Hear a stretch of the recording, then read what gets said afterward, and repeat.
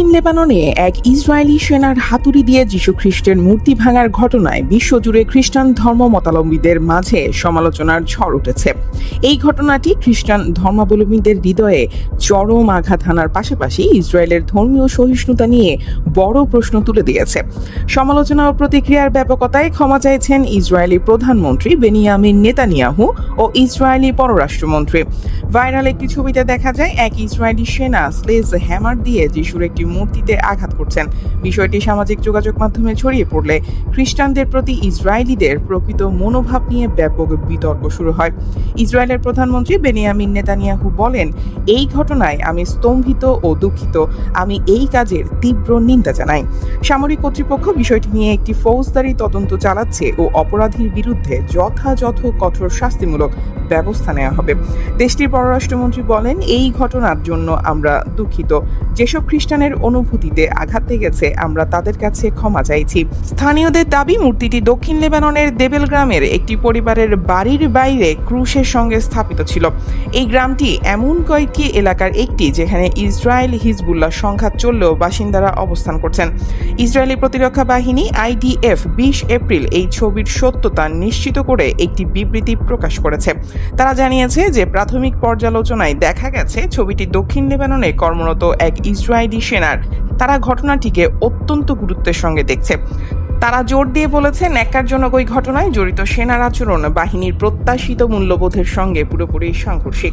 দেবেলের গির্জার প্রধান ফাদার ফাদি ফ্লাইফাল বিবিসিকে বলেন, ক্রুশ আমাদের পবিত্র প্রতীক। আমরা সব ধর্মীয় প্রতীকের অবমাননা সম্পূর্ণভাবে প্রত্যাখ্যান করি।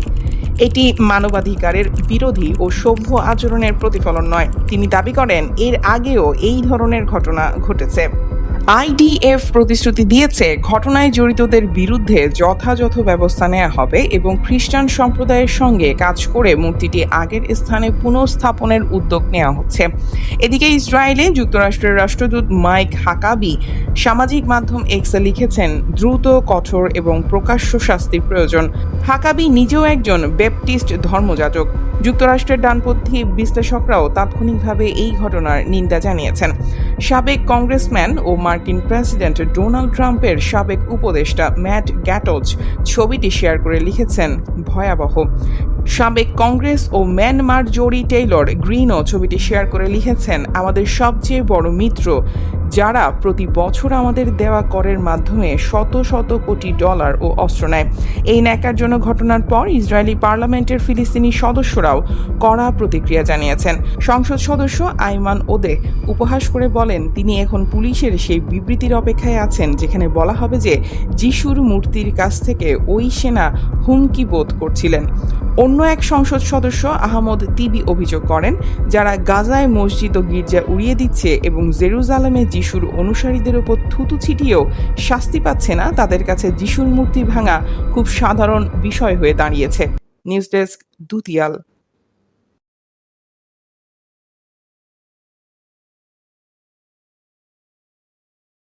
ইরান ও যুক্তরাষ্ট্রের মধ্যে 2 সপ্তাহের যুদ্ধবিরতি 22 এপ্রিল শেষ হতে যাচ্ছে। যুদ্ধবিরতির সময়সীমা শেষ হবার ঠিক আগ মুহূর্তে মধ্যপ্রাচ্যের আকাশ জুড়ে আবারও বাজতে শুরু করেছে যুদ্ধের দামামা। ইরান ও যুক্তরাষ্ট্র একে অপরকে কড়া হুঁশিয়ারি দিয়ে বলছে তারা যুদ্ধের জন্য পুরোপুরি প্রস্তুত। দুই দেশের এই মুখোমুখি অবস্থান ঘিরে পাকিস্তানে নতুন করে শান্তি আলোচনা চরম অনিশ্চয়তার মুখে পড়েছে। মার্কিন নৌ অবরোধ ও চলতি সপ্তাহের শুরুতে হরমুজ প্রণালীর কাছে ইরানের পতাকাবাহী একটি জাহাজ যুক্তরাষ্ট্র জব্দ করার পর তেহরানের কর্মকর্তারা আলোচনায় না যাওয়ার হুমকি দিয়েছেন। যুক্তরাষ্ট্রের প্রেসিডেন্ট ডোনাল্ড ট্রাম্প বলেছেন, যুদ্ধবিরতি বাড়ানোর সম্ভাবনা খুবই কম। ইরানের সঙ্গে একটি চুক্তি না হওয়া পর্যন্ত নৌ অবরোধ প্রত্যাহার করা হবে না বলেও বার্তা দিয়েছেন তিনি। PBS নিউজকে দেয়া এক সাক্ষাৎকারে চুক্তি ছাড়াই যুদ্ধবিরতি শেষ হলে কি হবে এই প্রশ্নের জবাবে ট্রাম্প বলেছেন, ইরানের সঙ্গে 2 সপ্তাহের ভঙ্গুর যুদ্ধবিরতি যদি কোনো অগ্রগতি ছাড়াই শেষ হয়ে যায় তাহলে মুহুর্মুহু বোমা পড়তে শুরু করবে। ইরান সমঝোতায় না এলে চরম পরিণতির হুঁশিয়ারি দিয়ে তিনি আরও বলেছেন, সেক্ষেত্রে ইরান এমন সমস্যার মুখোমুখি হবে যা আগে কখনো দেখেনি। অন্যদিকে ইরান বলেছে, অবরোধ আরোপ করে এবং যুদ্ধবিরতি লঙ্ঘন করে ট্রাম্প আলোচনার টেবিলকে আত্মসমর্পণের টেবিলে পরিণত করতে চাইছেন। ইরানের পার্লামেন্ট স্পিকার মোহাম্মদ বাগের গালিবাফ সামাজিক যোগাযোগ মাধ্যম এক্সে দেয়া এক পোস্টে লিখেছেন, হুমকির মুখে আমরা কোনো আলোচনা মেনে নেব না। গালিবাফ হুঁশিয়ারি দেন, যুক্তরাষ্ট্র ও ইসরায়েলের সঙ্গে আবার যুদ্ধ শুরু হলে তেহরানের হাতে নতুন কার্ড রয়েছে। গত 2 সপ্তাহে আমরা যুদ্ধক্ষেত্রে এসব কার্ড দেখানোর প্রস্তুতি নিয়েছি।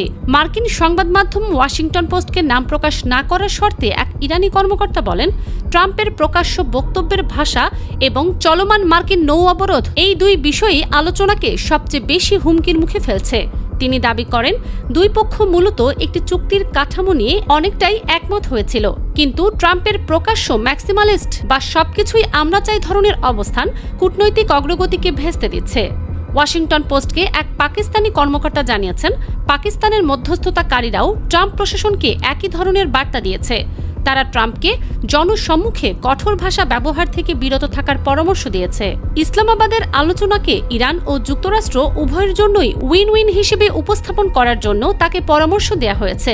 দ্য গার্ডিয়ানের এক বিশ্লেষণেও ইরানের সঙ্গে শান্তি আলোচনায় বিশৃঙ্খলা সৃষ্টির জন্য ট্রাম্পের বিক্ষিপ্ত ও উগ্রমেজাজি আচরণকে দায়ী করা হয়েছে।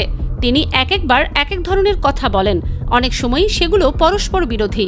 এভাবে পরিস্থিতি ক্রমশ খোলা এবং ধোঁয়াশাপূর্ণ হয়ে ওঠে বলে অভিমত বিশ্লেষকদের। ফারজানা মৌসুমী, নিউজ ডেস্ক, দুতিয়াল।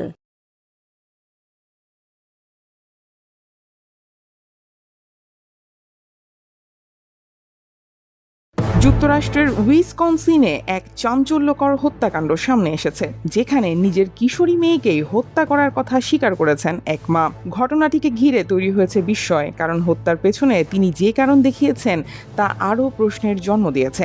সংবাদ মাধ্যম দ্য পিপল ও দ্য ইন্ডিপেন্ডেন্ট জানিয়েছে, নিজের 14 বছর বয়সী কিশোরী মেয়েকে সুরক্ষা দেওয়ার নামে নৃশংসভাবে হত্যার কথা স্বীকার করেছেন ওই মা। অভিযুক্ত নারীর দাবি, ধনকুবের ইলন মাস্কের হাত থেকে বাঁচাতে তিনি নিজের সন্তানকে খুন করেছেন। গত 20 মার্চ 41 বছর বয়সী টায়াস অনিনস্কি বেলোয়েট এলাকা থেকে পুলিশের সেবা নম্বরে ফোন কল করেন।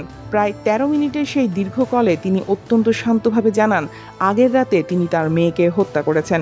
অনিনস্কি জানান, মেয়েকে ছুরিকাঘাত করার পর তিনি নিজেও আত্মহত্যার চেষ্টা করেছিলেন, কিন্তু ব্যর্থ হয়েছেন। পুলিশ যখন জানতে চায় তার মেয়ের জন্য অ্যাম্বুলেন্স লাগবে কিনা, তখন তিনি উত্তর দেন, ও তো মারা গেছে, ওর জন্য এখন লাশবাহী গাড়ি লাগবে। নিজের জন্য অ্যাম্বুলেন্স চেয়ে জানান তিনি নিজের বুক ও গলায় আঘাত করেছেন। হত্যাকাণ্ডের কারণ হিসেবে অনিনস্কি দাবি করেন, তিনি মেয়েকে অন্য কারো হাত থেকে রক্ষা করতে চেয়েছিলেন। পরে তিনি সরাসরি ইলন মাস্কের নাম উল্লেখ করেন। তবে কেন বা কিভাবে তিনি মাস্কের কাছ থেকে মেয়েকে রক্ষা করতে চেয়েছিলেন সে বিষয়ে কোনো যৌক্তিক ব্যাখ্যা দিতে পারেননি। এমনকি ইলন মাস্কের সঙ্গে তার কোনো ব্যক্তিগত পরিচয় ছিল কিনা তাও স্পষ্ট নয়। হাসপাতালে পৌঁছানোর পর অনিনস্কি অত্যন্ত উৎসাহের সঙ্গে জানতে চান, আমি কি নিউজে চলে এসেছি? সব জায়গায় কি আমার নাম দেখাচ্ছে? যখন জানানো হয় যে এখনো এমনটি হয়নি, তখন তিনি হতাশা প্রকাশ করেন। পুলিশ অনিনস্কির বাড়ি থেকে 14 বছর বয়সী কুরেন রেইনের নিথর দেহ উদ্ধার করে। মেয়েটি উপুর হয়ে পড়েছিল আর মেঝে রক্তে ভেসে যাচ্ছিল। তার হাতগুলো মাথার নিচে ভাঁজ করা ছিল। ফরেনসিক রিপোর্টে অনিনস্কির রক্তে এমফিটামিন এবং THC সহ বিভিন্ন মাদকের উপস্থিতি পাওয়া গেছে। বাড়িতে থাকা মেয়েটির দাদা জানান, তিনি কিছুই টের পাননি, ভেবেছিলেন নাতনি স্কুলে গেছে। টায়াস অনিনস্কির বিরুদ্ধে ফার্স্ট ডিগ্রি ইচ্ছাকৃত হত্যাকাণ্ডের অভিযোগ আনা হয়েছে। বর্তমানে তিনি $10 লাখ নগদ বন্ডে কারাগারে আটক রয়েছেন। নিহত কিশোরীর ভাইয়ের জন্য এবং অন্ত্যেষ্টিক্রিয়ার খরচের সহায়তায় একটি GoFundMe পেজ খোলা হয়েছে। সেখানে স্বজনেরা লিখেছেন, এক সুন্দর জীবনের এমন অকাল এবং অকল্পনীয় বিদায়ে আমাদের হৃদয় খান খান হয়ে গেছে। নিজের মায়ের হাতে এমন ভয়াবহ পরিণতি কারো সঙ্গে যেন এমন না ঘটে। News desk, দুতিয়াল।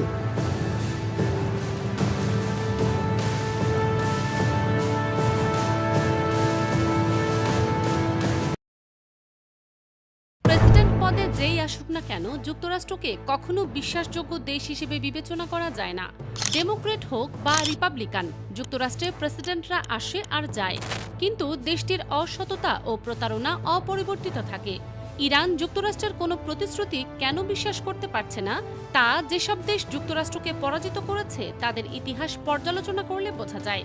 উত্তর কোরিয়া ও ভিয়েতনাম, এই 2 দেশের সঙ্গেই শান্তি চুক্তি স্বাক্ষরের পরপরই যুক্তরাষ্ট্র তা লঙ্ঘন করেছিল। মিডল ইস্ট মনিটরে প্রকাশিত এক লেখায় চলমান যুক্তরাষ্ট্র ইরান যুদ্ধ ও শান্তি আলোচনা প্রসঙ্গে মার্কিনীদের অতীত ইতিহাস তুলে ধরে এইভাবেই লিখেছেন প্রখ্যাত মার্কিন সমাজবিজ্ঞানী ও ইতিহাসবিদ জর্জ ক্যাটসিয়াফিকাস। তিনি বলেন, ভিয়েতনাম যুদ্ধের আনুষ্ঠানিক পরিসমাপ্তির লক্ষ্যে বিখ্যাত মার্কিন কূটনীতিক হেনরি কিসিঞ্জার ও ভিয়েতনাম কমিউনিস্ট পার্টির পলিট ব্যুরো সদস্য লে ডাক থোর প্যারিসে 1973 সালে একটি শান্তি চুক্তি করতে 4 বছর 8 মাস সময় লেগেছিল। সেখানে মার্কিন ভাইস প্রেসিডেন্ট জেডি ভ্যান্স ইসলামাবাদে একদিনেরও কম সময়ে আলোচনা করে চুক্তিতে পৌঁছতে চান। ক্যাটসিয়া ফিকাস লিখেন, যুক্তরাষ্ট্রের সঙ্গে সমঝোতার ক্ষেত্রে ইরানের দাবিগুলোর অন্যতম হল দেশটি ধ্বংস করার অপরাধে যুক্তরাষ্ট্রকে ক্ষতিপূরণ দিতে হবে। এ প্রসঙ্গে 1973 সালের 1 ফেব্রুয়ারি ভিয়েতনামের প্রধানমন্ত্রী ফান ভ্যান ডং-এর কাছে মার্কিন প্রেসিডেন্ট রিচার্ড নিক্সনের পাঠানো একটি চিঠির কথা উল্লেখ করেন তিনি। সেখানে নিক্সন প্রতিশ্রুতি দিয়েছিলেন, যুক্তরাষ্ট্র 1973 সালের 27 জানুয়ারি স্বাক্ষরিত চুক্তি অনুযায়ী উত্তর ভিয়েতনামের যুদ্ধ পরবর্তী পুনর্গঠনে অংশ নেবে। নিক্সনের অনুমান অনুযায়ী ক্ষতিপূরণ বাবদ অনুদান আকারে 5 বছরে $3.25 বিলিয়ন দেয়া হবে। ভিয়েতনামের কর্মকর্তারা নিক্সনের কথার উপর ভরসা করেছিলেন এবং ওই $বিলিয়ন হিসেবে ধরেই নিজেদের যুদ্ধ পরবর্তী পরিকল্পনা তৈরি করেছিলেন। তবে এজেন্ট অরেঞ্জ, B-52 বোমারু বিমান ও 5 লাখ মার্কিন সেনার তাণ্ডবে বিধ্বস্ত সেই দেশটিকে একটি পয়সাও পরে আর দেয়া হয়নি। মার্কিনীদের প্রতিশ্রুতি ভঙ্গের ইতিহাস টেনে ক্যাটসিয়া ফিকাস বলেন, যুক্তরাষ্ট্রের আদিবাসী বা নেটিভ আমেরিকানদের সঙ্গে দেশটির সরকার 500টির বেশি চুক্তি করেছিল। এর মধ্যে একটিও যথাযথভাবে রক্ষা করা হয়েছে এমন নজির খুঁজে পাওয়া কঠিন। ইতিহাসবিদরা এই জঘন্য রেকর্ডকে চুক্তিভঙ্গের কলঙ্কিত অধ্যায় বলে অভিহিত করেন। এরপর তিনি লেখেন, 2023 সালের এক সন্ধ্যায় উত্তর কোরিয়ার রাজধানী পিয়ংইয়ংয়ের পানীয় হাতে দেশটির কয়েকজন মানুষের সাথে আড্ডা দেওয়ার সময় আমি যুক্তরাষ্ট্রের চুক্তিভঙ্গের এই ইতিহাস প্রসঙ্গ টানি। শুনে তারা বিস্ময়ে বিমূঢ় যান। জানতে চান, যুক্তরাষ্ট্রের কি কোনো সম্মানবোধ নেই? কোরীয় যুদ্ধের পর উত্তর কোরিয়ার সাথে হওয়া চুক্তিও মানেনি যুক্তরাষ্ট্র। কার্যত এখনও ওই যুদ্ধবিরতি চুক্তির 15 নম্বর অনুচ্ছেদ লঙ্ঘন করে চলেছে তারা। ওই অনুচ্ছেদে স্পষ্টভাবে বলা আছে, কোরিয়াতে কোনো ধরনের অবরোধ দেয়া হবে না।